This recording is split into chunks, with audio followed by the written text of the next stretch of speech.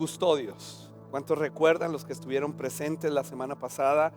Que subieron unos jóvenes acá vestidos de negro y con una careta blanca, un poco impactantes, tal vez para otros no, pero el propósito fue crear un impacto visual que nos ayudara a comprender que estos custodios llegan a ser muy reales en nuestras vidas, de todo tipo.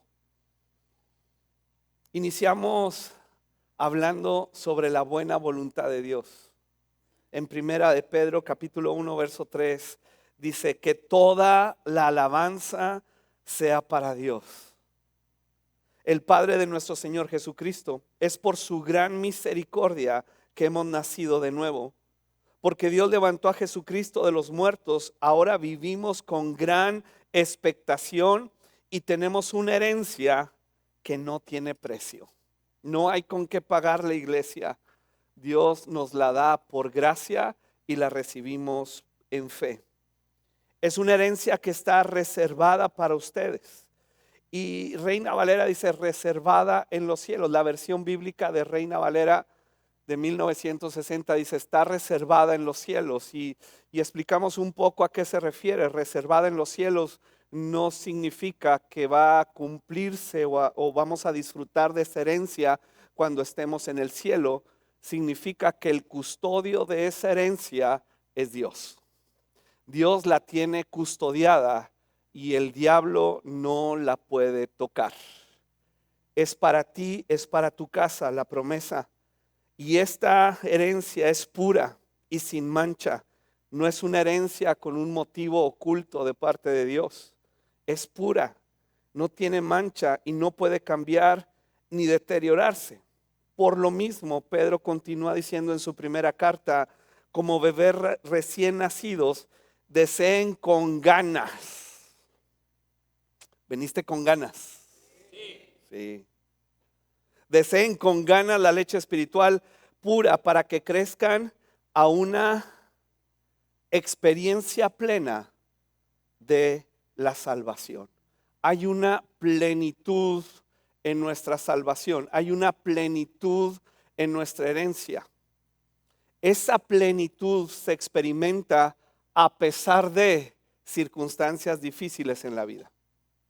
Esa plenitud, como Dios es el custodio y es el que otorga la herencia, esa herencia incluye paz, incluye alegría, incluye liberación de estos custodios, incluye todo lo que Dios representa en su persona y que Cristo mostró cuando anduvo en la tierra. Esta herencia nos otorga plenitud, aunque en un plano muy, muy humano, seguimos viviendo los estragos de la caída de Adán y Eva. Seguimos sufriendo enfermedad, o cuántos ya nos enferman y requerimos de médicos, y seguimos con estragos de lo que sucedió en Génesis 3 y por eso necesitamos la palabra de Dios. Y enfrentamos problemas, situaciones difíciles, pecados, pero la plenitud se experimenta a pesar de toda esa condición humana. Y es verdadera esa herencia, aunque su cumplimiento total será en el cielo. ¿Por qué la expectación de muchos creyentes acaba en desilusión? Muchos creyentes desilusionados, mucha gente desilusionada con Dios. ¿Por qué algunos no disfrutan de su herencia en Cristo? ¿Y qué impide al creyente poder experimentar esta plenitud en Cristo? El apóstol Pedro, quien escribe esta primera carta y de quien tomamos la historia en el libro de los Hechos, él experimentó desilusión, mucha desilusión con sí mismo, consigo mismo. Experimentó fracasos. ¿Te acuerdas cuando negó a Jesús? Él le había dicho a Jesús, yo nunca te negaré. Aunque todos, y yo me imagino que voltea a ver a los otros 11 y dice, aunque estos mugrosos te nieguen, yo no te negaré. Es más, estoy dispuesto a ir a la muerte contigo. Y fue el primero que lo negó. Él cargaba con una desilusión de sí mismo, con un fracaso y con el miedo. con el miedo que toma muchas veces los corazones por las circunstancias en que vivimos, y ese miedo es lo contrario a la fe. Lo contrario a la fe no es incredulidad. Dios no tiene problema con que batallemos en creer ciertas cosas, pero el miedo nos aparta de Dios, nos escondemos de Dios. Y consideramos esta historia en Hechos capítulo 12, que nos narra que por ese tiempo, cuando la iglesia ya estaba formada, el rey Herodes Agripa comenzó a perseguir a algunos creyentes de la iglesia. Persiguió y mandó matar a espada al apóstol Santiago, hermano del apóstol Juan. Cuando Herodes vio que esto agradó al pueblo judío, también arrestó a Pedro. Esto sucedió durante la celebración de la Pascua, y después de arrestarlo, lo metió en la cárcel y lo puso bajo la vigilancia de 4 escuadrones de 4 soldados cada uno, 16 en total. Herodes tenía pensado llevar a Pedro a juicio público después de la Pascua, pero mientras Pedro estaba en la cárcel, ¿quién oraba fervientemente por él? La iglesia. No puedes estar solo. La soledad y el aislamiento te van a impedir vivir en la libertad que Cristo ha diseñado para ti. Después de la salvación, nuestra fe tiene todo que ver con el cuerpo de Cristo, la iglesia. La iglesia oraba fervientemente por él. La noche antes de ser sometido a juicio, Pedro dormía. Dijimos que dormía como si no debiera, ¿verdad? Dormía como si al día siguiente lo fueran a llevar de excursión o subir a un crucero a las Bahamas. Él dormía. ¿Por qué? Porque él estaba desilusionado, recuerda. Él llevaba una tristeza en sí mismo, en su alma. Él había tenido un fracaso muy, muy fuerte. Él negó a Cristo. Y aunque lo vemos en Hechos capítulo 2, levantarse en el poder del Espíritu Santo y predicar, y con esa predicación el Espíritu Santo convenció a muchos y fue todo un avivamiento.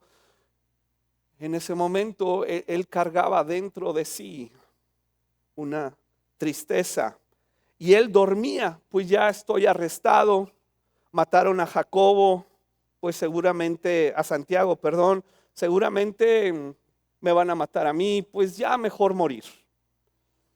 Así que dormía sujetado con 2 cadenas entre 2 soldados. Otros hacían guardia junto a la puerta de la prisión. Herodes persiguió a los creyentes, los mandó matar, y cuando vio que esto agradó al pueblo, decidió que era el momento de ir por más. Herodes representa los deseos de nuestra naturaleza humana, que siempre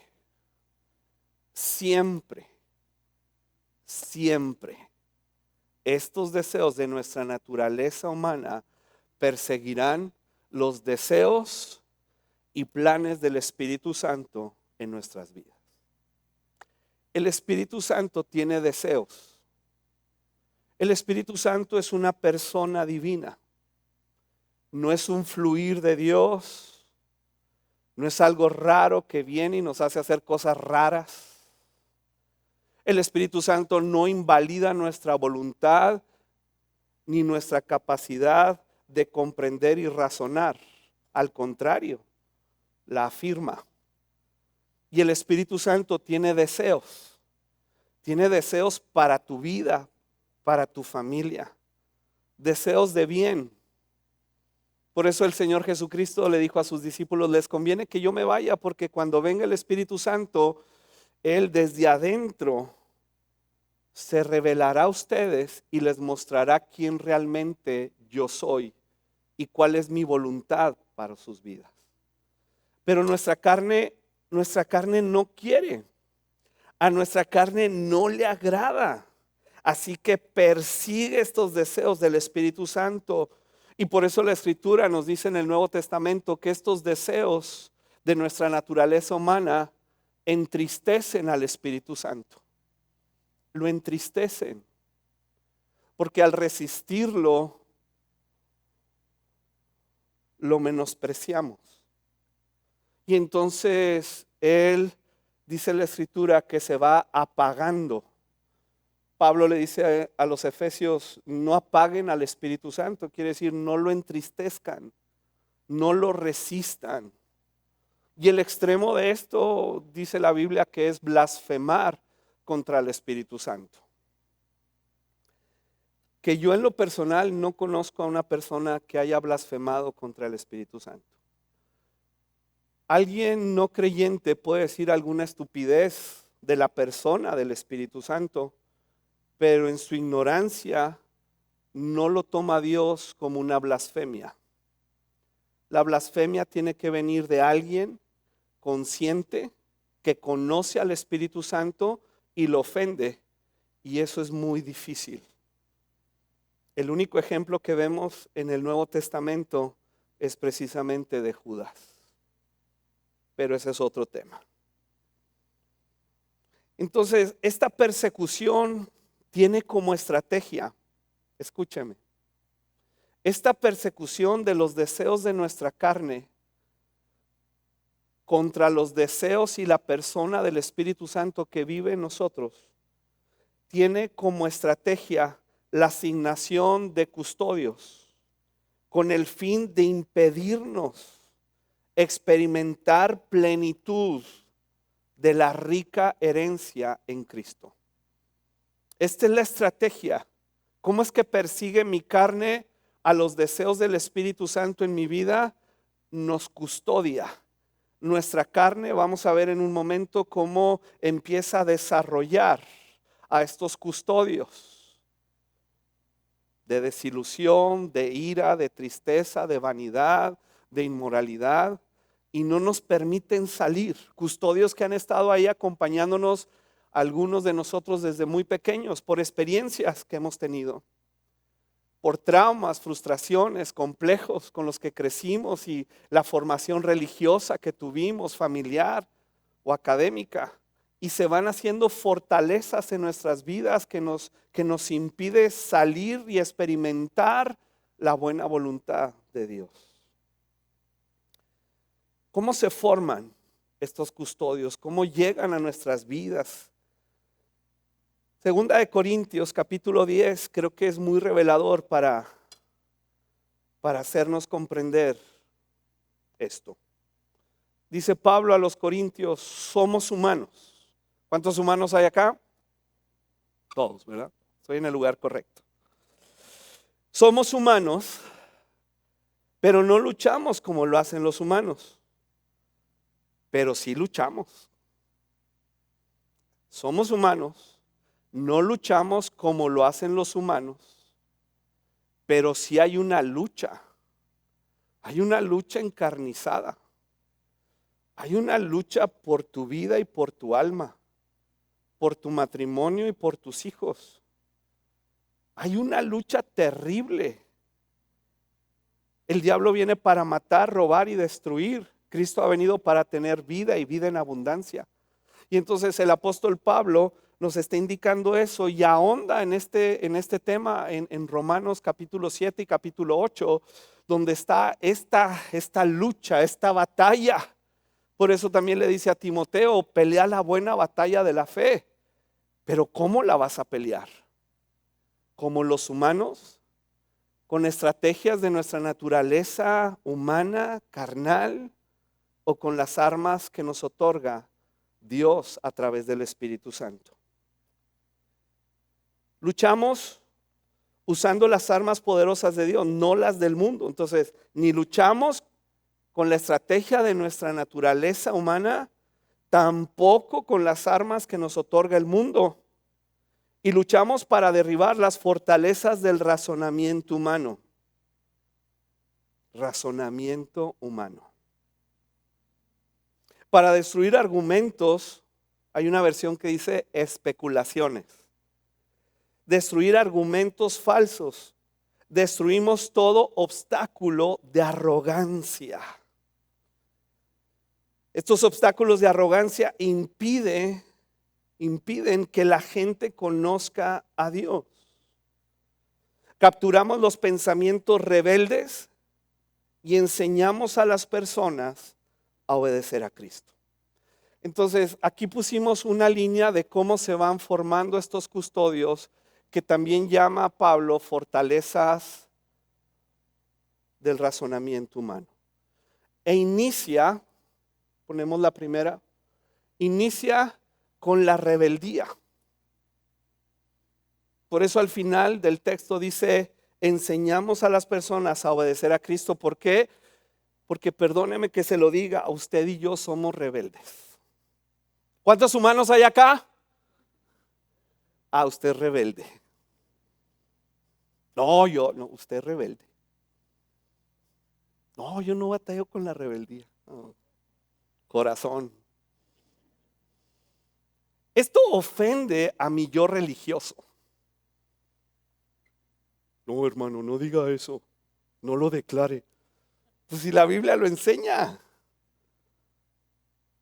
Si somos humanos, luchamos con la rebeldía. E inicia con una actitud. Pero luego nos dice Pablo ahí en Corintios que de esa actitud pasamos a los pensamientos rebeldes. Hay algo que despierta la actitud rebelde.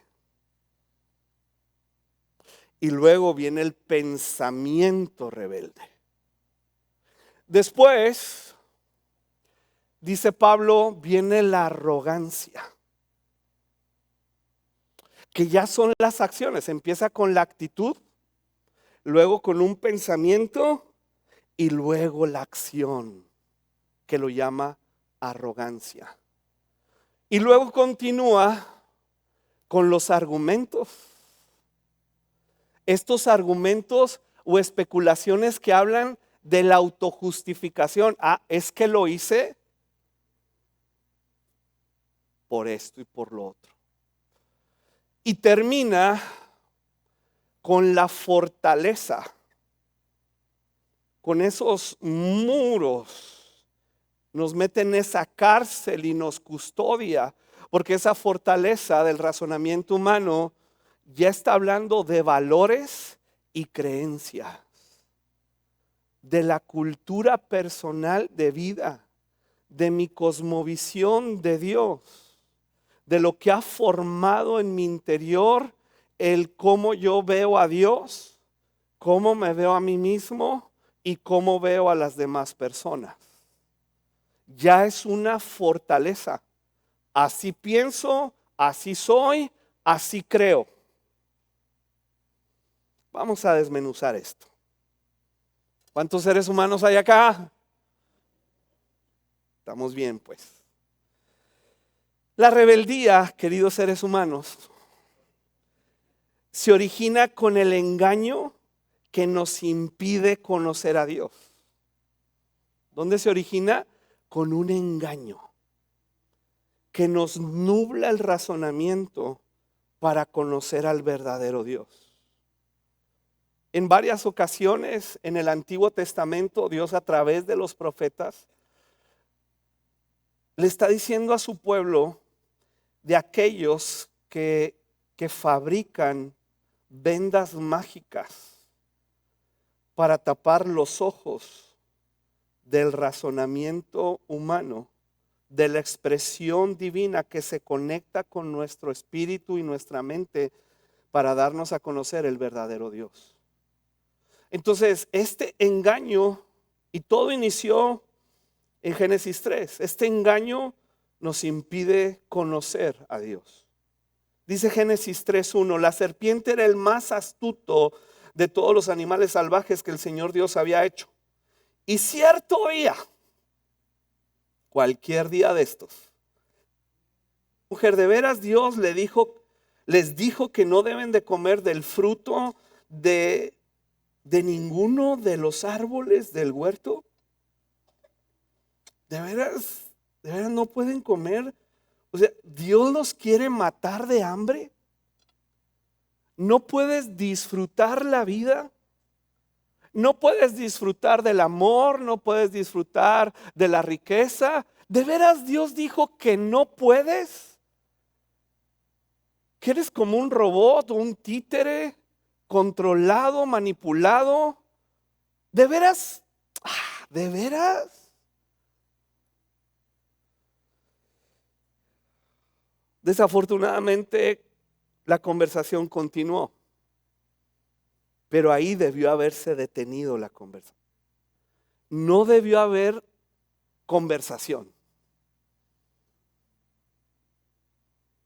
Cuando tú y yo nos detenemos a conversar en nuestra mente, con este engaño mentiroso que nos impide conocer a Dios, vamos a ir avanzando en esta línea. La mujer contestó: claro que podemos comer del fruto de los árboles del huerto. Es solo del fruto del árbol que está en medio del huerto del que no se nos permite comer. Porque Dios dijo, no debes comerlo. Ahora pusimos así como que, quítale eso porque Dios no dijo que no lo podían tocar. Cuando tú y yo empezamos a alegar en nuestra mente, ¿cuántos pelean en la mente? De nuevo, ¿cuántos seres humanos hay acá? Quiere decir que todos. Tienes una discusión, una situación, te vas de ese lugar, dejas a esa persona. ¿Cómo no le dije? ¿Verdad, seres humanos? ¿Cómo no se me ocurrió? Ahorita le escribo. Es más, un voice note para que sepa la intención de mis palabras.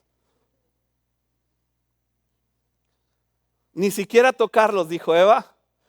Si lo hacen, morirán. Casi hasta ahí dices, bueno, va. Sin embargo, viene el engaño. ¿Cuál es el engaño que generó la actitud rebelde? ¿Qué dijo la serpiente? No morirán. No, hombre, ¿tú crees que? No. Primero le dice, bueno, es que Dios no quiere que disfrutes de la vida.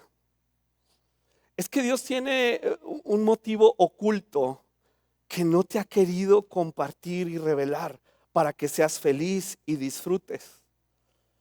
Eva le dice, es que ese motivo oculto del que tú hablas, nos dijo Dios que si lo conocemos, que si participamos de él, vamos a morir. Todo es un engaño. Es como 99% verdad lo que está diciendo la serpiente, pero tiene 1% de arsénico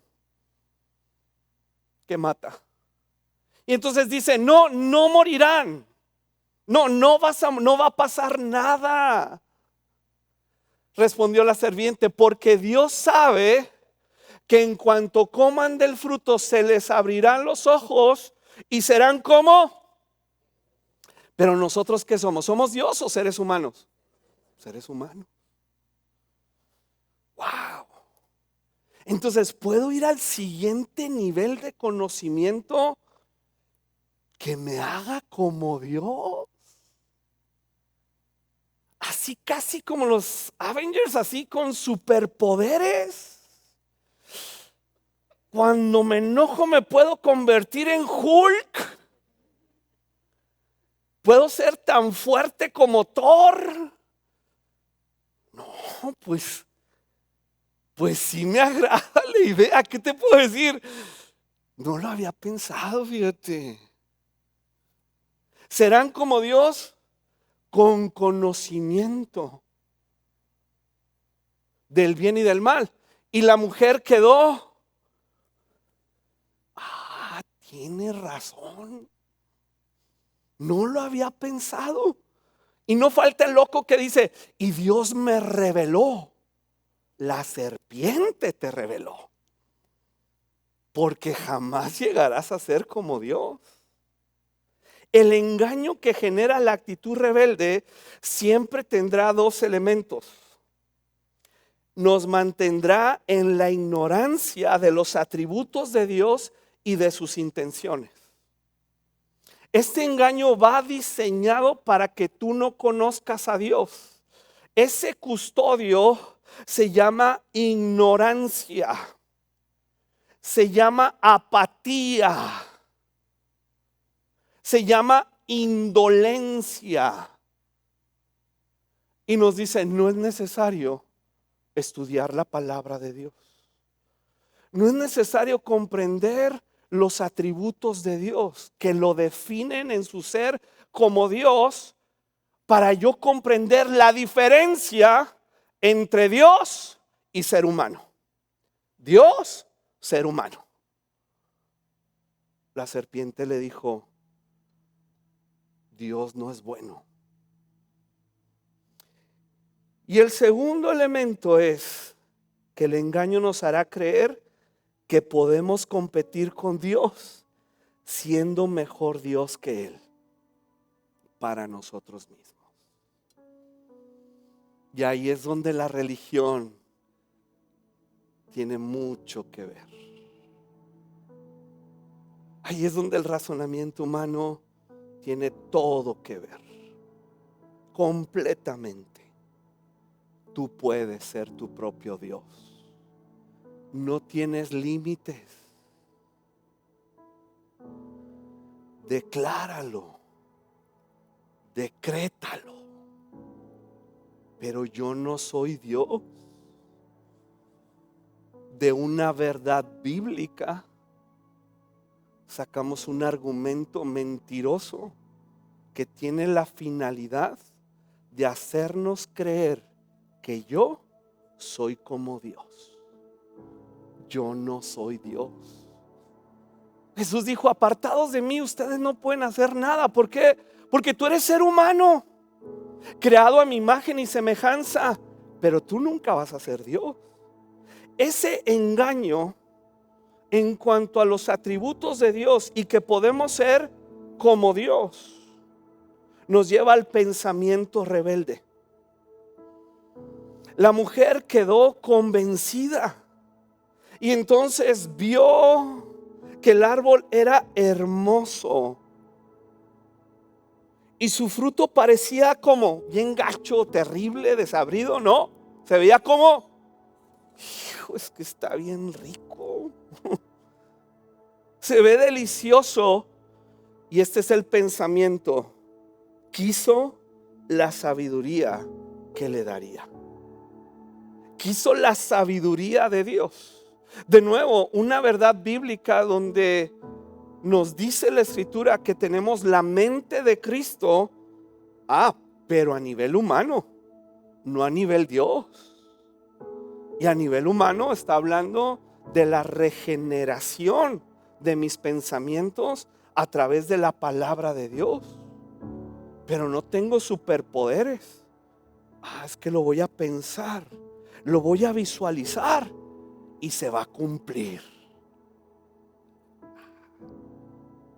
Tal vez eso jala para el mundo natural, no lo sé. Pero con Dios no.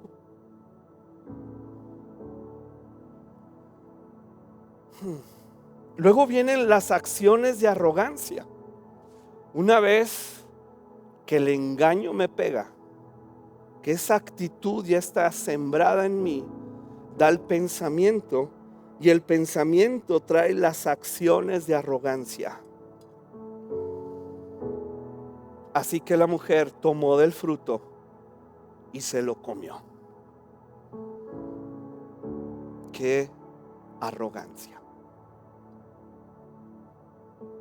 Cuando las personas, los seres humanos, tú y yo, preguntamos, ¿por qué Dios puso ese árbol en medio del huerto? El árbol del conocimiento del bien y del mal. Si Dios sabía que iban a tomar de él. ¿Por qué Dios? Es el pensamiento de la serpiente. Esa pregunta se genera por el pensamiento de la serpiente. ¿Con qué Dios? ¿Por qué? Porque no tenemos límites. El problema de querer ser como Dios es que no queremos límites. Yo soy libre y tengo derecho sobre mi cuerpo y mi comportamiento, sobre mi tiempo y mi dinero. la religión que me sirva para sentirme bien. Y entonces cuando preguntamos, ¿por qué Dios lo hizo? ¿Y por qué Dios los expulsó del huerto? Ese es arrogante. La pregunta es, ¿cómo es posible que Adán y Eva, los primeros seres humanos, habiendo conocido a Dios, un Dios tan bueno que impartió con su aliento atributos en una medida, cómo es posible que con tanta arrogancia hayan decidido retar su autoridad? Esa es la pregunta. Pero viene el engaño de la rebeldía, viene el pensamiento y luego viene la acción arrogante. Lo voy a hacer. ¿Por qué? Porque puedo, porque me lo merezco. En cambio vemos a Jesús en la tentación no siendo arrogante. El diablo dijo, si eres el Hijo de Dios, di que estas piedras se conviertan en pan. Él no era arrogante. Él dijo, no, sí puedo. ¿Tú crees que no podía? Hasta una panadería. ¿Qué panadería? Ya saben, las más ricas que tenemos. Jesús hubiera hecho no fue arrogante. Sí puedo. Pero ese es un pensamiento rebelde desde Génesis 3. Y si eres el Hijo de Dios, tírate. Porque dice su palabra que mandará ángeles para... Y tú y yo nos la creemos. No, Dios va a mandar ángeles. Y se llama arrogancia. Sí, me voy a tirar. Te la vas a partir. Como Adán y Eva se la partieron. Oh, sorpresa. La arrogancia me llevó a una acción que desencadenó muchos problemas. Arrogancia. Arrogancia tiene que ver también con no descansar en Dios. Creemos que el trabajo en exceso no es arrogancia, es mucha arrogancia. Nos sentimos orgullosos los seres humanos, los que nos encanta trabajar y meterle muchas horas al trabajo porque amamos nuestra profesión o lo que hacemos. Se llama arrogancia. ¿Por qué? Porque si descuidamos el descanso, si descuidamos atender a Dios, si descuidamos atender a la familia por el trabajo, esa acción viene de un engaño, de un pensamiento rebelde y trae una acción arrogante. Yo soy mi propio Dios. Yo conozco lo que está bien y yo conozco lo que está mal. Vivir en la angustia, en la depresión. Tú y yo no lo consideramos arrogante, pero se llama arrogancia. Porque no confiamos en Dios que nos invita. Tráeme tus cargas, tráeme tus pecados, tráeme tus angustias y en cambio te voy a dar descanso. Como Adán y Eva decimos no, yo soy mi propio Dios. Yo decido cuándo y cómo dejar mi tristeza, dejar mi depresión. Si tienes una situación médica y necesitas un psiquiatra o psicólogo, tienes que ir. Tienes que ir. Pero si tú sabes que es aquí en el alma donde solo Dios puede llegar y ningún otro ser humano, es arrogante tomar ese sentimiento y vivir en él. Es arrogante vivir en condenación, porque Cristo proveyó nuestra salvación y el perdón de nuestros pecados. Es arrogante pretender que yo puedo pagar con mi sentimiento de culpa el pecado que cometí. Y ahí es donde la gracia solo se puede comprender cuando pasas por ella.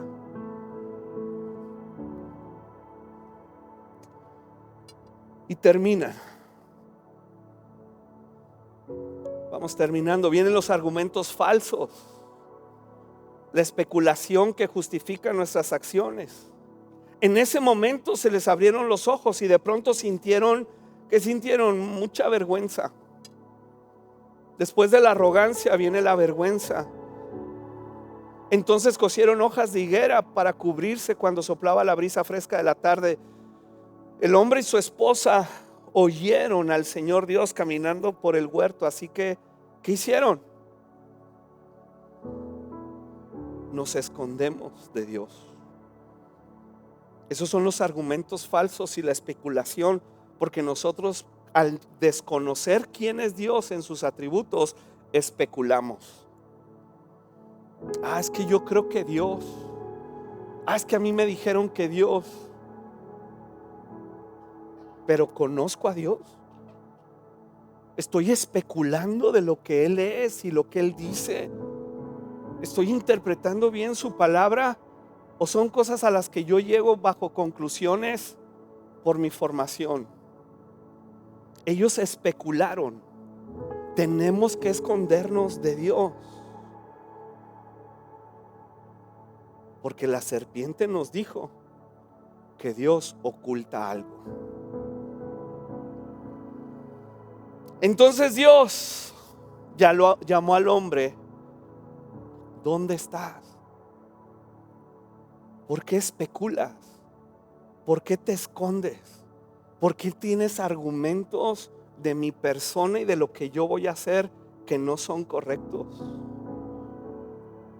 Hay quien dice que Dios no perdonó a Adán y a Eva porque nunca pidieron perdón.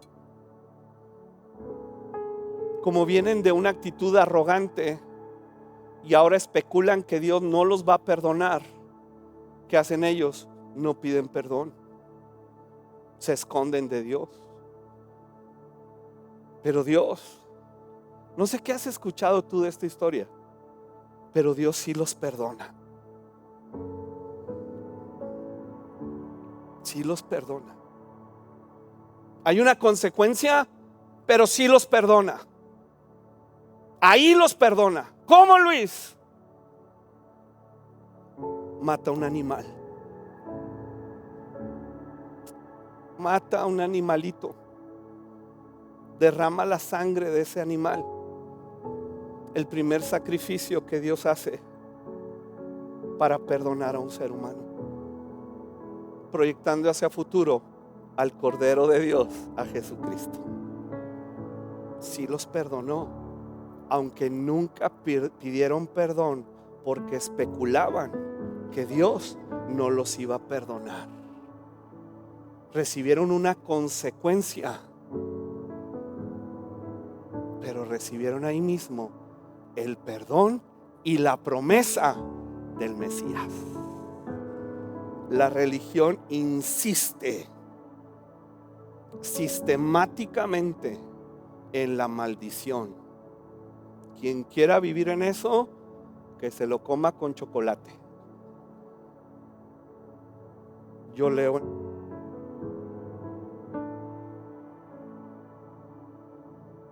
por la serpiente. Y finalmente, después de esto, se construye la fortaleza del razonamiento humano. El hombre contestó: es que especulé. Te oí caminando por el huerto, así que me escondí.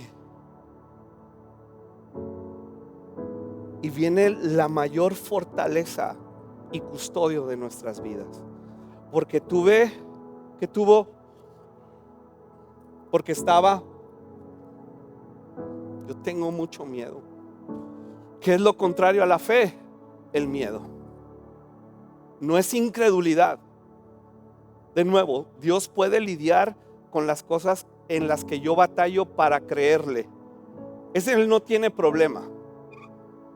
Pero si yo me escondo, si yo lo evito y me escondo de su palabra, de su bondad, de su santidad, de su justicia, si yo me escondo por toda esta línea que he pasado de engaño, entonces sí hay un serio problema, porque se formaron estas fortalezas en mis valores, en mis creencias. Y para que me saquen de ahí es muy complicado. Sin embargo, Pablo nos dijo al principio de este texto: podemos derribar las fortalezas del razonamiento humano, pero se requiere regresar a Él. Y el punto central, creo yo, que el Espíritu Santo nos hizo énfasis hoy, es dejar mi arrogancia. Vamos a orar. Hoy regresamos a ti, Señor.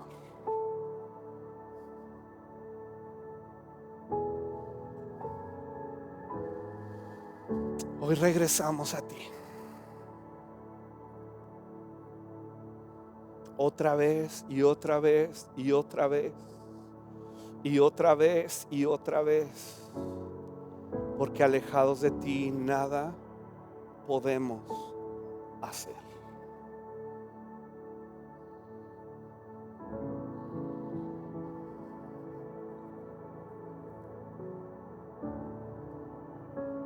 Mi oración es: Espíritu Santo, convéncenos de tu palabra. Convénceme a mí, Señor. Soy un ser humano. Hay una persecución. Ahorita mismo muchos de ustedes están en esa persecución. Y hay argumentos que quieren echar por abajo y tirar a la basura lo que la palabra de Dios hoy nos ha dicho. Algunos de ustedes en este instante tienen argumentos humanos, enfocados en la religión, enfocados en la experiencia o enfocados en una interpretación bíblica. Pero yo te animo, te invito a que humildemente dejemos esa arrogancia a un lado y le digamos: Espíritu Santo, convénceme, enséñame, porque yo quiero tener una experiencia plena de salvación. Ya no quiero vivir custodiado, encerrado en estas fortalezas. Voy a pelear la buena batalla de la fe, en el nombre de Jesús. Amén.